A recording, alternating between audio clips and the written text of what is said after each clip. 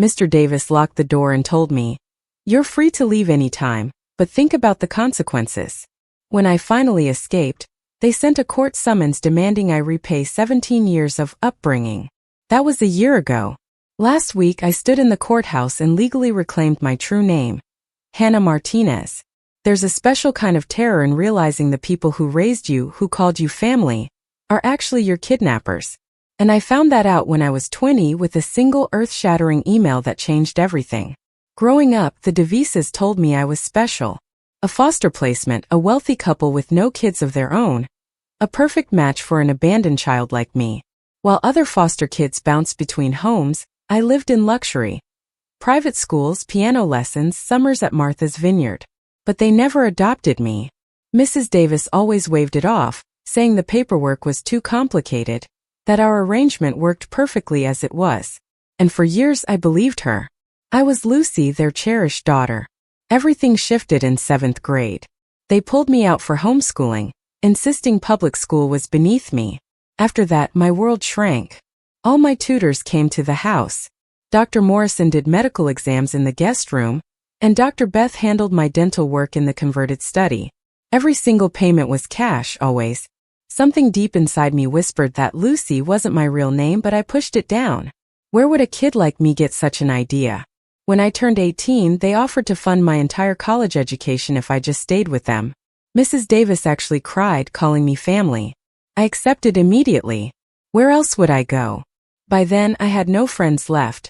The Devises had systematically labeled them all bad influences before pulling me from school. They monitored my internet for predators, checked my phone for inappropriate content. I rationalized it, told myself it was just normal protective parent stuff. Junior year of college, I had an essay to write about overcoming adversity. I tentatively mentioned wanting to research my birth parents, just to understand why they'd given me up. The coffee mug in Mrs. Davis's hand shattered against the marble floor. Her voice, usually so calm, was a hiss. "Those people are dead," she spat. "Overdosed when you were 4. We protected you from that ugly truth." I started to point out that I was 5 when I arrived, but Mr. Davis cut me off with a chillingly calm tone. "Trauma," he explained, "distorts memory." My case file, he added, was sealed to protect me from those monsters. When I asked to see any documentation, he stood up slowly, the air instantly thickening, and delivered his threat. They'd given me everything, and if I pursued this delusion, they'd reconsider my college funding. I was 20 now, not their responsibility anymore. I dropped it instantly. The threat was too real. But the memories kept surfacing. Yellow walls with dinosaur stickers, a woman singing while braiding my hair. Whenever I mentioned these fragmented images, Mrs. Davis would insist they were trauma-induced fantasies. Her hand shook every single time she said it. It was like she was trying to convince herself more than me. Then, my online tutoring friend mentioned taking an ancestry DNA test just for fun. An idea sparked. I started saving money from my Zoom tutoring sessions, carefully squirreling away cash, and had a kit sent to her address. We secretly met up, and 6 weeks later, an email landed in my inbox that changed my life forever. My legs gave out. I had a half-sister match named Georgia, and her message was a punch to the gut. She called me Hannah. "Is it really you?" she wrote. She said I looked exactly like the age progression photos. That mom and dad never stopped searching after I vanished from a campground at age 3. They'd been looking for 17 years. Hannah. The name hit me like lightning, unleashing a flood of real vivid memories. The singing woman was our mother. None of it was fantasy. From my friend's house, I video called them. My birth parents sobbed on screen, calling me Mija, their baby, saying they always knew I was alive. They told me everything. We'd been camping at UCED. I was playing by the picnic table while they packed the car. When they turned around, I was gone. Rangers found my tiny shoe by the river and assumed I'd been swept away. Case closed. I started telling them about the foster system placing me, but my mother's face went white. "What foster system?" she asked, her voice trembling. "What are you talking about? You were never in foster care. Someone took you." 13 years of lies crumbled in seconds. The cash payments, the homeschooling, the family doctors. No adoption papers because there couldn't be any. No real social worker because I wasn't actually a foster child. Georgia suddenly asked what the Devises called me. When I said Lucy, she gasped. That was your stuffed elephant's name, she whispered. The toy you carried everywhere. I still had it. The Devises had told me it came with me from my previous placement. That night I confronted them. I stood in their meticulously decorated living room, my voice shaking but firm. I told them I knew about USEED. I knew what they'd done. Mrs. Davis went ghost white. Mr. Davis stood up, that familiar threatening way he had. He tried to insist I was confused, but I screamed, "My name is Hannah. You stole me." They looked at each other, an entire conversation passing between them in that silent glance. Then Mrs. Davis, with terrifying calm, told me to pack my things. I packed frantically while they watched from the doorway. Mrs. Davis kept wringing her hands, a nervous tic I'd seen countless times. Mr. Davis blocked the exit with his body, his presence a solid wall. My hands shook as I threw clothes into my old duffel bag, the same one they'd given me years ago for our trips to Martha's Vineyard. Mr. Davis stepped into my room and closed the door behind him. He leaned against my dresser, arms crossed.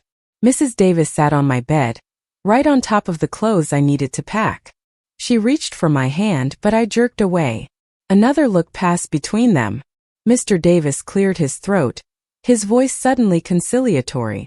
"You're making a terrible mistake," he began, explaining that those people claiming to be my parents were probably scammers, that DNA tests weren't always accurate. I yanked more clothes from hangers while he spoke, ignoring him. Mrs. Davis started crying, real tears this time. She said they'd given me everything, loved me like their own. How could I throw that away for strangers? She grabbed my wrist when I reached past her. Her grip was stronger than I expected. Mr. Davis moved closer, and suddenly the room felt impossibly small. He reminded me that I had no money, no car, nowhere to go. My college funding would disappear the moment I walked out that door. Did I really want to end up homeless? I pulled free from Mrs. Davis, grabbed my laptop. Mr. Davis blocked my path to the door. He suggested we all calm down, discuss this in the morning. I could sleep on it, make a rational decision. Mrs. Davis agreed, saying I was too emotional to think clearly. They truly believed they had it all figured out, didn't they? Private school, Martha's Vineyard. And all I had to do was forget my real name and that little camping trip where I mysteriously vanished. I demanded they move, but Mr. Davis just smiled. He said I was free to leave any time, but I should consider the consequences. No more tuition, no more health insurance, no more home. Was I prepared for that? My phone buzzed with a text from Georgia. She'd sent their address. They were ready whenever I could get there. It was only 2 states away. Mr. Davis saw me checking and held out his hand for my phone. "For your own good," he said. "You need space from these people filling your head with lies." I clutched the phone tighter. Mrs. Davis stood up and tried reasoning with me. "These strangers abandoned you once already. What if they did it again? At least with us, you know you're safe and loved." She reached for my face, but I stepped back. That's when I noticed Mr. Davis had moved between me and the door completely. Mrs. Davis was herding me toward the corner. My heart pounded as I realized they weren't going to let me leave. Not tonight. Maybe not ever. I forced myself to pretend to calm down. "Maybe you're right," I said. "I should think about it." Mrs. Davis smiled, relaxing slightly. Mr. Davis nodded approvingly but didn't move from the door. He suggested I hand over my phone so I could sleep without distractions. Instead, I lunged for the window. Mr. Davis caught my arm and yanked me back, not roughly, but firmly enough to show he meant business. Mrs. Davis gasped. "You're being ridiculous," she cried. "The window's painted shut anyway. Has been for years." They guided me to sit on the bed. Mr. Davis kept his hand on my shoulder while Mrs. Davis stroked my hair. They took turns explaining how confused I was, how trauma could create false memories. The mind could be tricked so easily. Those people had probably coached me on what to remember. I let them talk, my mind racing. The window was indeed painted shut. Mr. Davis had locked the door. My phone was my only connection to my real family, and they wanted it. I needed a plan. Mrs. Davis offered to make me some tea to help me relax. I nodded, hoping one of them would leave, but Mr. Davis stayed put while she went to the kitchen.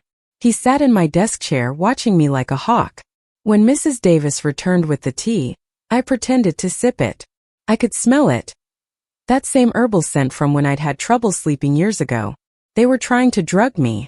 I yawned dramatically and let my eyes droop. Mrs. Davis smiled and suggested I get ready for bed. We could talk more in the morning when I was thinking clearly. Mr. Davis finally moved from the door, but only to let Mrs. Davis out. He stationed himself in the hallway. I changed into pajamas, but underneath I was fully dressed. The house grew quiet. I waited. Phone hidden under my pillow, I texted Georgia everything. She said to call 911, but I knew the Devises would spin it. Troubled foster kid having an episode. They had Dr. Beth and Dr. Morrison to back them up. Around midnight, I heard Mr. Davis's footsteps move away from my door. I crept to the window and used my desk lamp to chip at the paint. It took forever, my hands cramping, but finally the window cracked open. The alarm didn't go off. They disabled it probably years ago to keep me from knowing it existed. I threw my bag out first, then squeezed through the opening. The drop was further than expected, and I hit the ground hard. Pain shot through my ankle, but I forced myself up. I had to move. The motion lights clicked on. I heard Mr. Davis shout from inside. I grabbed my bag and ran, limping toward the street behind me. The front door slammed open. Mr. Davis called my name, my fake name, ordering me to stop. I reached the sidewalk just as Mrs. Davis appeared in her car, blocking my path. She rolled down the window and begged me to get in. "We need to talk about this like a family," she pleaded. Mr. Davis approached from behind, boxing me in. That's when headlights appeared down the street. My Uber. Ordered from my phone while I pretended to sleep. I dodged around Mrs. Davis's car and threw myself into the back seat. The driver looked alarmed, but I begged him to drive. "Just drive," I cried. Mr. Davis pounded on the window. Mrs. Davis got out and pleaded with the driver, saying I was confused and needed help. The driver hesitated, looking between us. I showed him my phone with George's messages. My real family waiting for me. I told him these people had kidnapped me as a child. He hit the gas. In the mirror, I saw the Devises standing in the street. Mrs. Davis was crying again. Mr. Davis had his phone out, probably calling Dr. Morrison or Dr. Beth, their network of family friends, who'd helped hide me all these years. The Uber driver kept glancing at me nervously. I asked him to take me to the bus station instead of the address I'd entered. Harder for them to track. He agreed, even offered to wait while I bought my ticket to make sure I got on safely. At the station, I bought a ticket with cash from my tutoring savings. 2 states away felt like another planet. I found a corner seat and tried to stay awake, terrified I'd see Mr. Davis walk through those doors. My ankle throbbed and my hands were cut from the window, but I was free. The bus pulled out just as a familiar car screeched into the parking lot. Mrs. Davis jumped out, scanning frantically. Our eyes met through the bus window. She pressed her hand to the glass, mouthing something. "I'm sorry, maybe. Or come back." I couldn't tell. I turned away and texted Georgia that I was coming home. My real home. The word felt foreign but so right. For 17 years, the Devises had played the perfect parents. Now I understood why they'd isolated me so carefully. No real friends, no outside doctors, no paper trail. Just their word against mine. My phone rang constantly. The Devises, then unknown numbers that were probably their friends. I let them all go to voicemail. That's how they showed their loving concern. By trying to confiscate my phone and block the door while offering me sleepy time tea. Around dawn, I finally listened to one from Mrs. Davis. She wasn't crying anymore. Her voice was cold, controlled. She reminded me that I had nothing without them. No money, no documents, no proof of who I claimed to be. My real parents were strangers. I'd regret this choice. The threat was clear. They weren't giving up. 17 years of careful planning wouldn't end with me running away. They'd invested too much to let me go. I deleted the message and blocked their numbers, but I knew it wasn't over. People who could steal a child and hide her for 17 years wouldn't just accept defeat. But for now, I was on a bus heading toward answers. Toward the yellow walls with dinosaur stickers. Toward the woman who sang while braiding my hair. Toward my real name and my real life. Whatever came next, at least I'd face it as Hannah, not Lucy, not their perfectly crafted lie. The sun rose over unfamiliar landscapes. Every mile took me further from the devices and closer to the truth. My ankles still hurt, and exhaustion pulled at me, but I stayed awake. I'd been asleep for 17 years. It was time to finally wake up. The bus lurched to a stop at a rest area, jolting me from my thoughts. I gripped my phone tighter, watching other passengers file out for the bathroom break. My ankle screamed when I stood, but I forced myself to walk normally. No signs of weakness. In the grimy bathroom stall, I checked my phone again. 12 missed calls from the devices. 3 voicemails from unknown numbers. Georgia had sent directions from the bus station to their house, along with photos of my birth parents holding welcome signs. My chest tightened seeing their faces, older versions of the fragments in my memory. Back on the bus, I noticed a woman across the aisle kept glancing at me. Middle-aged, brown hair, nervous energy. She looked familiar, but I couldn't place her. When our eyes met, she quickly turned away. My skin prickled with unease. The bus rolled through small towns and endless highways. I dozed fitfully, jerking awake each time we stopped. The woman was still there, still watching. At the next rest stop, she followed me off the bus. I ducked into the convenience store, pretending to browse while watching her reflection in the glass doors. She hovered near the entrance, checking her phone repeatedly. I grabbed a bottle of water and some bandages for my hands. The cashier barely looked up from her magazine. Outside, the woman had moved closer to the bus, positioning herself between me and the door.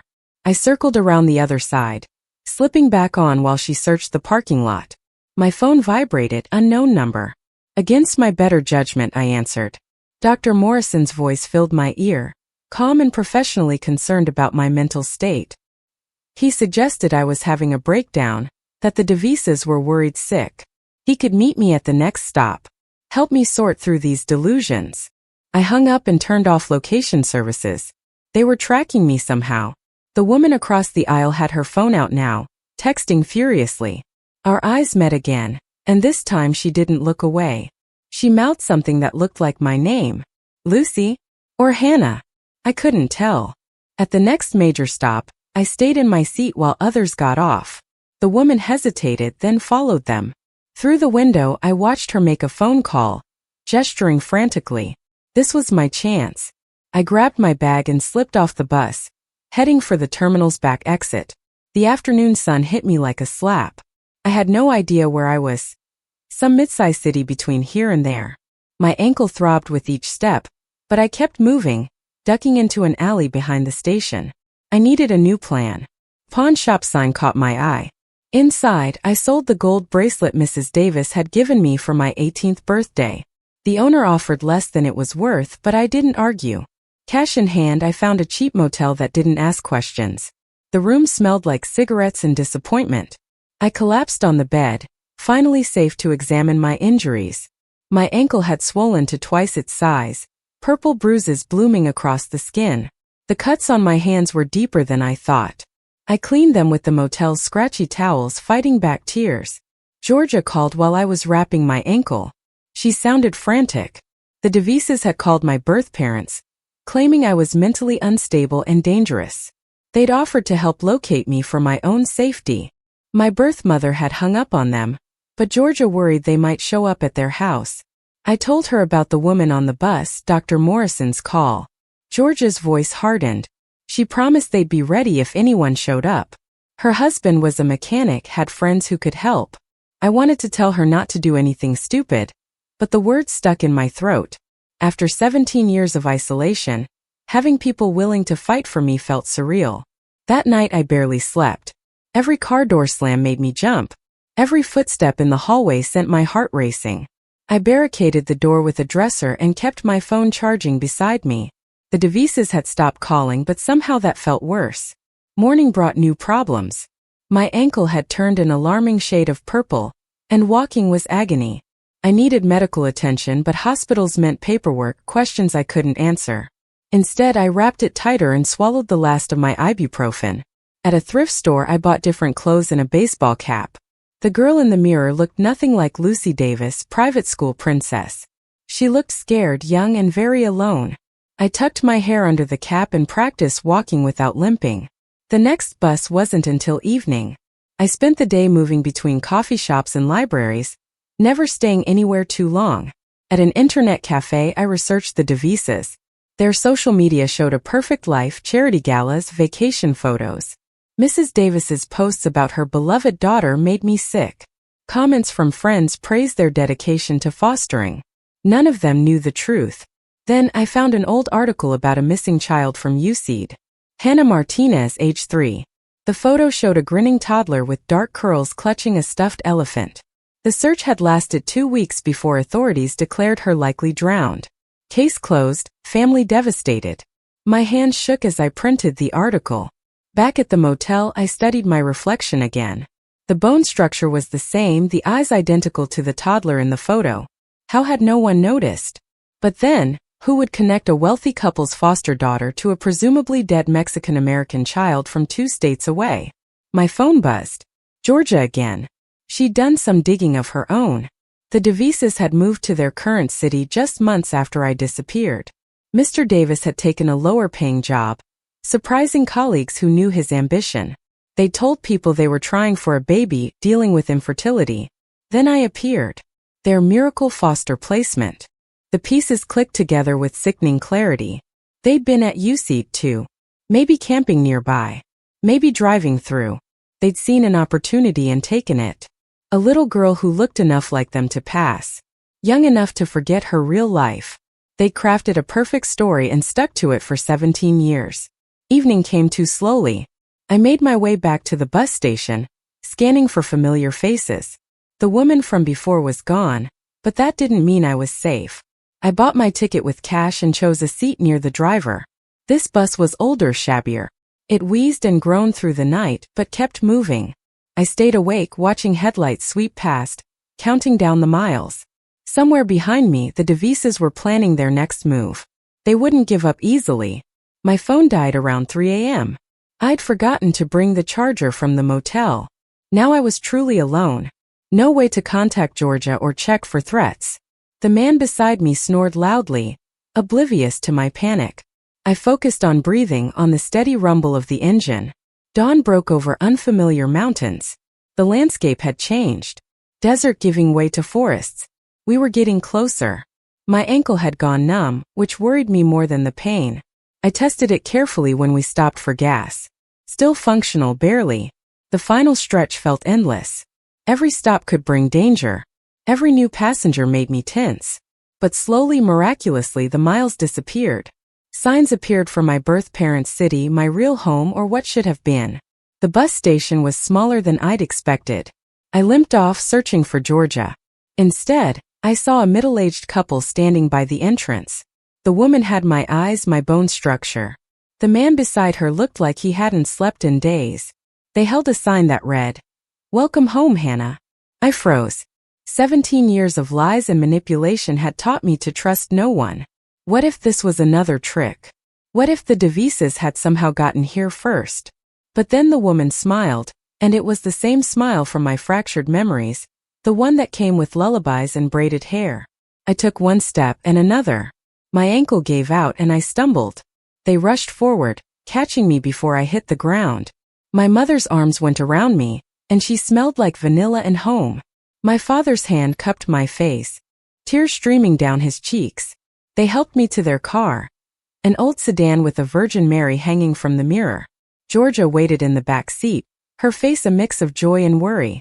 She took one look at my ankle and insisted on the hospital. I tried to protest, but my mother had already started driving. At the emergency room, we gave our real names. Hannah Martinez, 20 years old, home at last. The nurse looked confused at the date of birth, clearly not matching my medical history. But she said nothing, just treated my sprained ankle and bandaged my hands. While we waited for x-rays, my birth parents told me their side. The endless searches, the false leads, the grief that never faded. They'd had Georgia 5 years later, but never stopped looking for me. Every age progression photo, every missing child report, they checked them all. They'd never given up hope. Georgia showed me my old room. They'd kept it exactly as it was, just updated for each age I should have been. Toys gave way to books, then posters of bands they thought I might like. A whole life imagined and waiting. The yellow walls were covered with photos from before. a happy toddler who had no idea what was coming. That night, I slept in my real bed for the first time in 17 years. But peace didn't come easy. Every creak of the house made me jump. I kept checking the locks, the windows. The Devises were still out there, still claiming I was theirs. My birth mother found me in the kitchen at 3 a.m., staring out the window. She made hot chocolate and sat beside me, not pushing for conversation. Finally, I told her about the woman on the bus, Dr. Morrison's call, the network of people who'd helped hide me. Her face darkened with each detail. She revealed they'd hired a private investigator years ago. He'd found strange patterns, wealthy couples suddenly acquiring young children with murky backgrounds. But without proof, without bodies, there was nothing to pursue. The Devises had been careful. Their story airtight. Morning brought new challenges. I had no legal identity as Hannah Martinez, no social security number, no birth certificate that matched my life. The documents the Devises had were all forged, but they were all I had. Reclaiming my real identity would take time I might not have. George's husband, Marcus, arrived with breakfast and a plan. He knew people who could help. Friends who understood complicated situations, not criminals, he assured us. Just people who'd learned to work around broken systems. I wanted to trust him, but 17 years of isolation had left its mark. My phone finally charged, exploded with messages. The Devises had escalated. They'd called my college, claiming I'd been kidnapped by strangers pretending to be my birth family. They'd frozen my bank accounts, canceled my credit cards. Every tie to my old life was being severed or weaponized. Worse, they'd hired someone to find me. Georgia recognized the name. A private investigator known for reuniting families. Ironic, considering. He was good at his job, she warned. We needed to be careful. My birth father wanted to confront them directly. He'd driven past their house once years ago, following a false lead about a girl who looked like me. He'd been so close and never knew it. The rage in his eyes scared me. I begged him not to do anything rash. But the Devises made the first move. A lawyer's letter arrived, hand-delivered to my birth parents' door. It claimed I was mentally unstable, suffering from false memory syndrome. They were seeking conservatorship for my own protection. Attached were statements from Dr. Morrison and Dr. Beth about my fragile mental state. The audacity took my breath away. 17 years of crimes, and they were playing the victims. My birth mother crumpled the letter, her hands shaking with fury. Georgia called her friend, a paralegal who might know what to do, but legal battles meant exposure. Questions we weren't ready to answer. That afternoon, a car drove slowly past the house. Mrs. Davis was in the passenger seat, scanning the windows. I ducked below the sill, heart hammering. She looked older than I remembered. Desperation etched in every line of her face. Mr. Davis was driving, his jaw set in determination. They parked down the street and waited, testing us, or perhaps gathering information. Marcus wanted to confront them, but I knew that's what they wanted. Any aggression from us would support their claims about dangerous strangers. Instead, we documented everything. Georgia took photos from the upstairs window. My birth mother called neighbors, warning them about strangers in the area. We were building our own case. Quietly, carefully. That night, unable to sleep again, I found myself looking through photo albums. My real childhood. The one stolen from me. Birthday parties I'd never attended. Family gatherings I'd missed. Cousins who'd grown up without me. A whole life erased because two people decided they deserved a child. The photos triggered more memories. Not just the happy ones the Devises had tried to suppress, but the in-between moments. My mother teaching me to tie my shoes. My father carrying me on his shoulders. The feeling of belonging somewhere. Of being truly loved without conditions. I thought about confronting the Devises one final time. Not for closure, they didn't deserve that. But to look them in the eyes and tell them they'd failed. Despite 17 years of lies, manipulation, and control, I'd found my way home. They'd stolen my childhood but not my future. Georgia found me crying over the albums. She sat beside me, her own tears falling.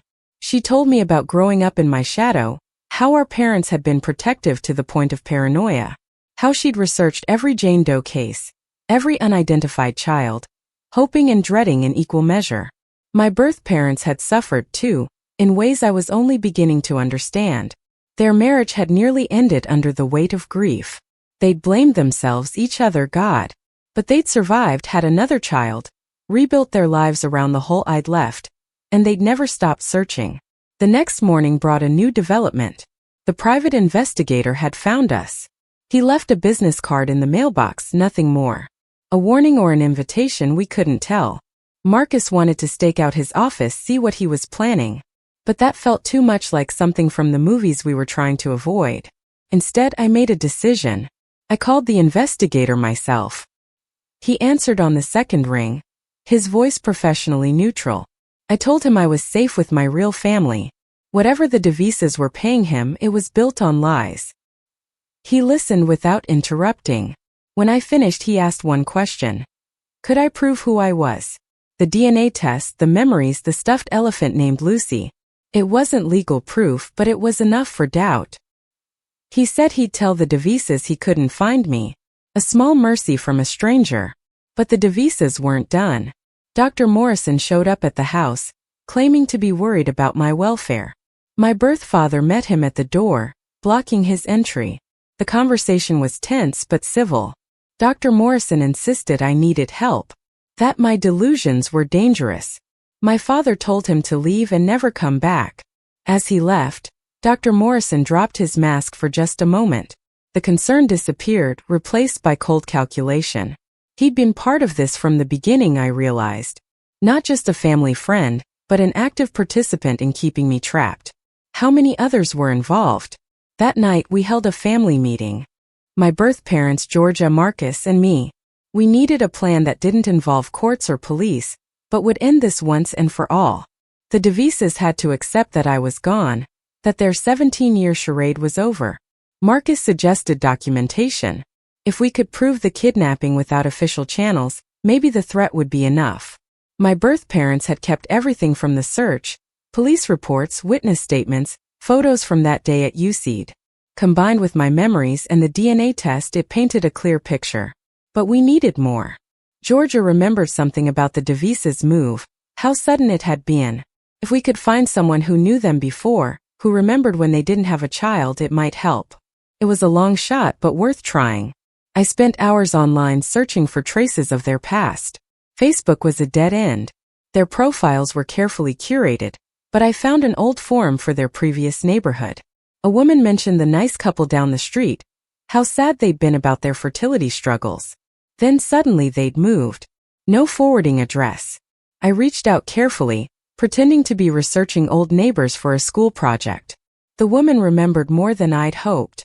The devices had been obsessed with children, volunteering at every youth event. Then they'd vanished right after a camping trip. She'd always wondered what happened to them. The timeline matched perfectly. They'd taken me and run, starting fresh where no one knew them, where a sudden child wouldn't raise questions, where they could craft their perfect family narrative without interference. Armed with this information, we prepared for the final confrontation. Not in court or through lawyers, but face to face. The devices needed to understand that their fiction was over, that I knew the truth and so did others. That continuing to fight would only expose them further. But first, I needed to reclaim my identity in my own way. Georgia helped me set up new social media under my real name. We posted photos of my homecoming, carefully edited to protect our location. Friends from my online tutoring reached out, shocked but supportive. My life as Lucy was ending. My life as Hannah beginning. The devices saw the posts, of course. Mrs. Davis called from a blocked number, begging me to reconsider. She cried about the nursery they'd decorated, the dreams they'd had. How could I abandon them after everything they'd done? The manipulation was so familiar, it almost felt comfortable. But I was done being controlled. I told her the truth, that I remembered my real parents, my real life, that what they'd done was unforgivable, that they needed to let me go before things got worse for everyone. She hung up on me, but I'd said what I needed to. Mr. Davis tried a different approach. He sent emails detailing everything they'd spent on me over the years, private school tuition, medical care, vacations, as if buying stolen goods made them yours. As if love could be purchased and documented in spreadsheets. I didn't respond to the emails, but I kept them.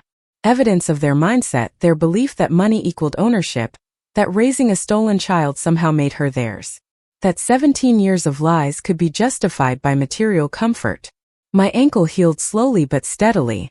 Physical therapy helped, paid for by my birth parents, who insisted it was nothing compared to what they wished they could give me.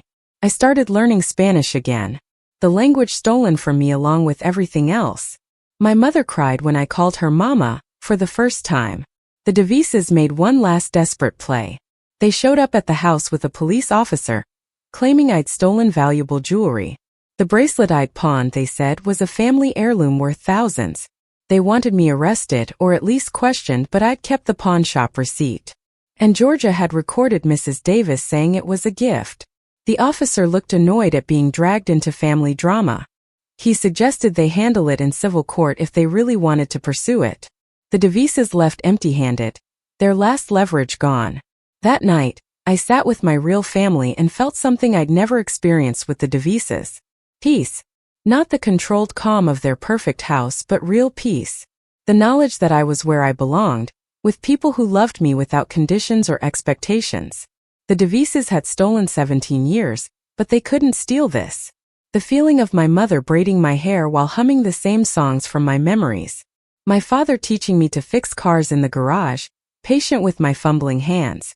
Georgia dragging me to terrible movies and good restaurants, making up for lost time. They tried to erase Hannah and create Lucy, but Hannah had survived, hidden in fragments of memory and DNA. Now she was free to reclaim her life, her identity, her family. The Devises could keep their big house and their perfect lies. I had something better. I had the truth. My birth parents wanted to pursue justice through proper channels eventually. But for now we focused on healing, on rebuilding what had been stolen, on creating new memories to balance the lost ones. The Devises faded into the background, their power over me finally broken. I enrolled in community college under my real name. It meant starting over, losing credits, explaining gaps in records. But it also meant freedom. No more looking over my shoulder. No more wondering if my life was real. No more being someone else's creation. The last time I saw the Devises was by accident. I was at the grocery store with my mother, learning her shopping habits, her favorite brands. They were in the cereal aisle, looking older and smaller than I remembered. Mrs. Davis saw me first, her face crumbling. Mr. Davis grabbed her arm, steering her away. I felt nothing. Not anger or pity or even satisfaction. They were strangers who'd stolen something precious but failed to break it. Who'd played at being parents without understanding what that meant. Who'd chosen crime over acceptance, control over love. My mother noticed them too. Her hand found mine, squeezing gently. We finished our shopping without drama, without confrontation. The Devises left their full cart behind, fleeing like the criminals they were. We bought ingredients for tamales, my grandmother's recipe that my mother would teach me. That's what victory looked like. Not courtroom drama or public vindication. Just a mother and daughter buying groceries, reclaiming traditions, building a future from the ashes of lies. The Devises had lost more than a daughter they'd never really had. They'd lost the illusion that love could be stolen and controlled. I was Hannah Martinez. I'd always been Hannah Martinez. The next morning brought an unexpected visitor. I was helping my mother prepare breakfast when a car pulled into the driveway. Through the kitchen window, I saw Mrs. Davis step out alone. She looked haggard, her usually perfect hair unwashed, her designer clothes wrinkled. My mother's hand found my shoulder, steadying me. Mrs. Davis approached the front door slowly, clutching a manila envelope. My birth father moved to intercept her on the porch while Georgia positioned herself by the window with her phone ready. Marcus stood near the back door just in case. They'd become my silent guardians without me asking. I watched through the glass as Mrs. Davis handed my father the envelope. Her shoulders shook with what looked like sobs. He took it without opening it, his stance rigid.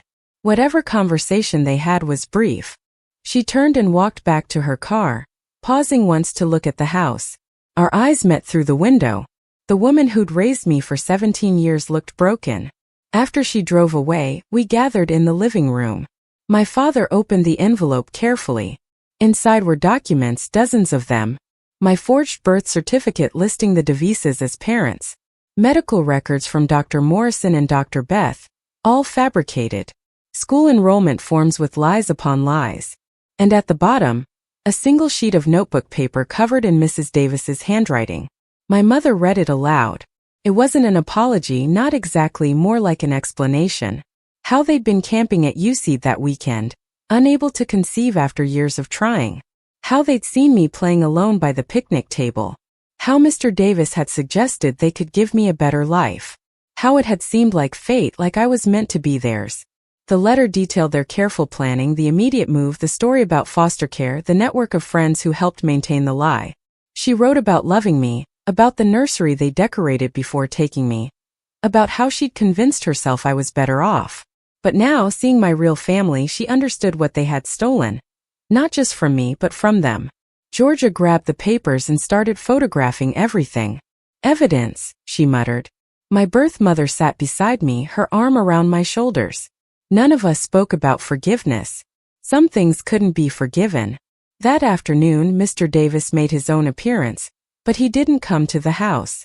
Instead, he showed up at the community college where I'd enrolled. I was leaving the registrar's office when I saw him standing by my car. My blood ran cold. He looked older than I remembered. Stress etched into every line of his face. When he saw me, he straightened his tie, that old gesture of control. I stopped several feet away, my hand on my phone.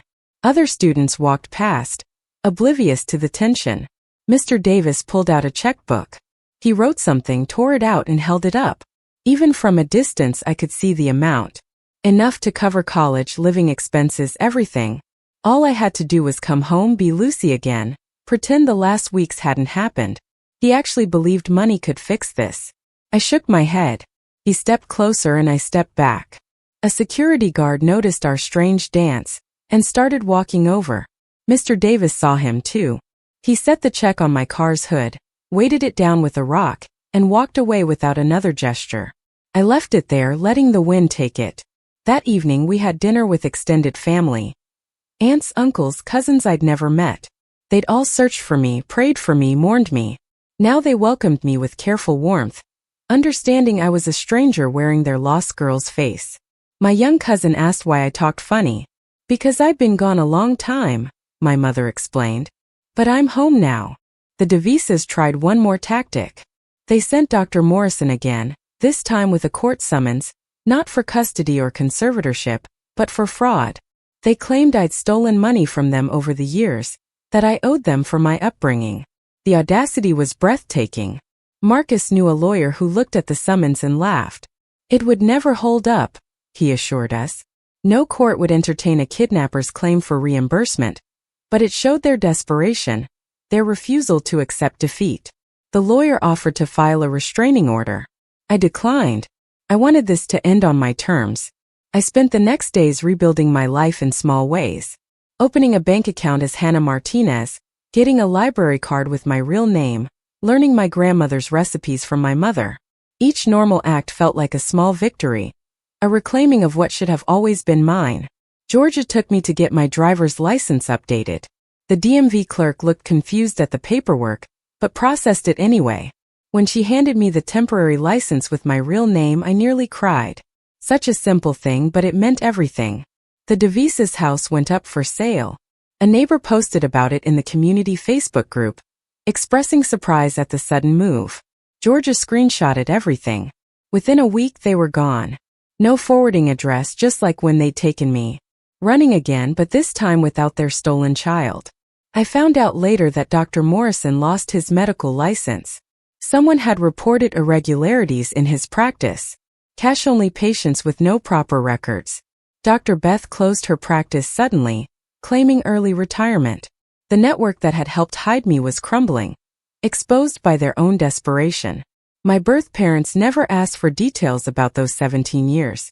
They saw the scars, physical and otherwise. They noticed how I flinched at certain sounds, how I checked locks obsessively, how I sometimes forgot and responded to Lucy. They gave me space to heal while making sure I knew I was loved. I started therapy with someone my mother found, someone who understood complex trauma. The sessions were hard, unpacking 17 years of manipulation and lies. But slowly, I began to separate who I really was from who the Davises had tried to make me. One day, while organizing my few belongings, I found the stuffed elephant, Lucy, the toy that had revealed the truth. I sat on my bed holding it, remembering the little girl who'd carried it everywhere. She'd survived, hidden inside me all these years. I gave the elephant to my youngest cousin. It deserved a child who could love it freely. My online tutoring friends reached out, offering support and jobs. I started teaching again, this time as Hannah. My students didn't care about my name change. They just wanted help with algebra and essays. The normalcy was healing. Georgia and I grew closer, making up for 17 lost years of sisterhood. She told me about the false leads they'd followed, the hope and heartbreak, how she'd grown up knowing she had a sister out there somewhere. We created new memories to overlay the missed ones. The pawn shop owner called about the bracelet. The Devises had tried to reclaim it, showing up with lawyers, but the sale was legal. The paperwork clear. He wanted to know if I wanted to buy it back. I declined. Let them have their symbol of false ownership. I had something real now. Months passed. The summons expired without action. The Devises never followed through. Perhaps finally understanding they had no power left. Or maybe they'd found another town. Another life built on lies.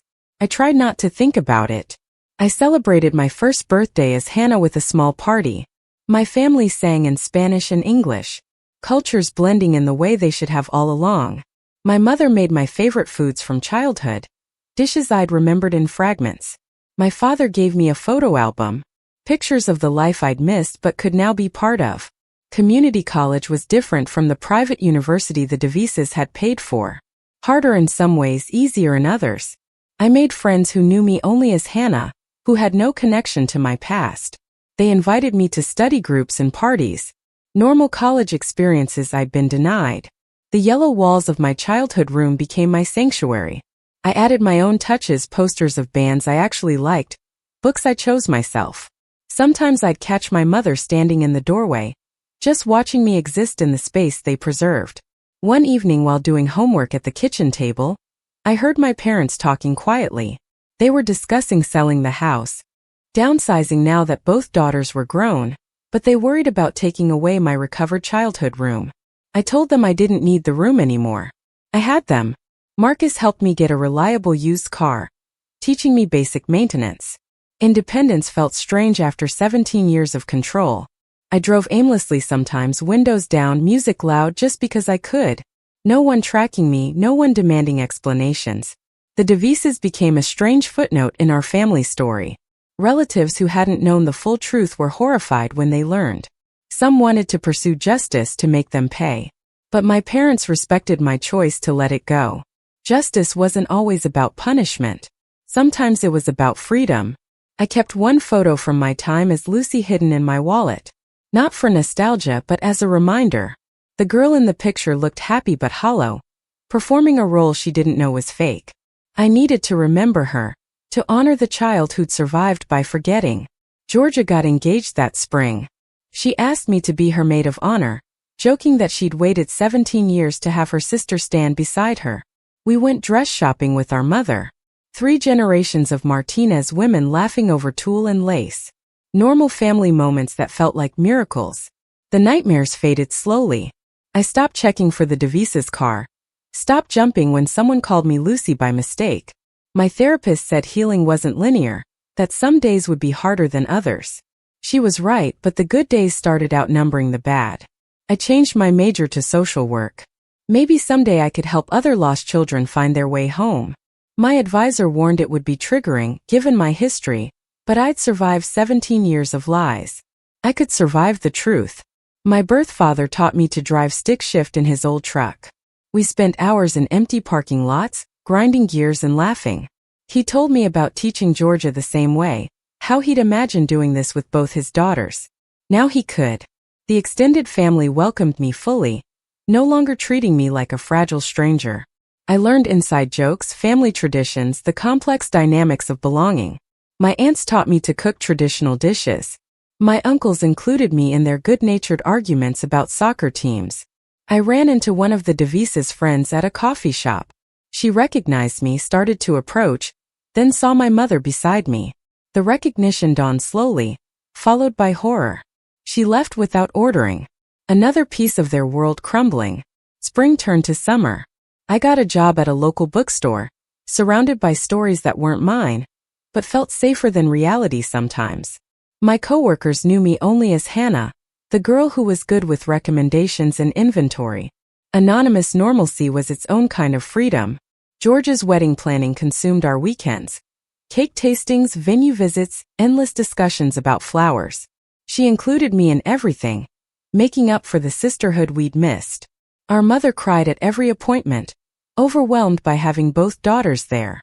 I dated tentatively. Nothing serious. Trust came hard after 17 years of deception.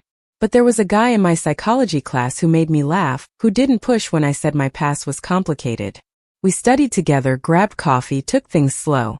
The DeVise's old house sold to a young family with twins. Georgia drove past one day and saw toys in the yard. Children playing where I'd been held captive. Life moving on, erasing their presence. Felt like justice in its own way. My Spanish improved with daily practice. My parents spoke it at home now, no longer protecting me from my own heritage. I dreamed in 2 languages, my brain finally accepting both parts of my identity. Hannah and Lucy merging into someone new. I found my birth certificate, the real one, in my parents' safe. Such a simple document, but it grounded me. Hannah Elena Martinez, born at 3:47 a.m., 7 pounds exactly. The facts of my existence that no one could steal or alter. Summer ended with a family reunion at the beach. Dozens of relatives I was still learning to know. We played volleyball, shared stories, passed babies between generations. I helped my grandmother with the food, her weathered hands guiding mine through traditional preparations. That night, sitting around a bonfire, my uncle told the story of my disappearance. How the family had searched, prayed, never given up hope. How my return was a miracle they'd stopped believing in. The circle of faces glowed in the firelight. My family, my blood, my truth. I started my 2nd year of college with confidence. My transcript might be complicated, my history complex, but I was moving forward. Each class, each assignment, each normal day was a choice to live as myself. The bookstore promoted me to assistant manager.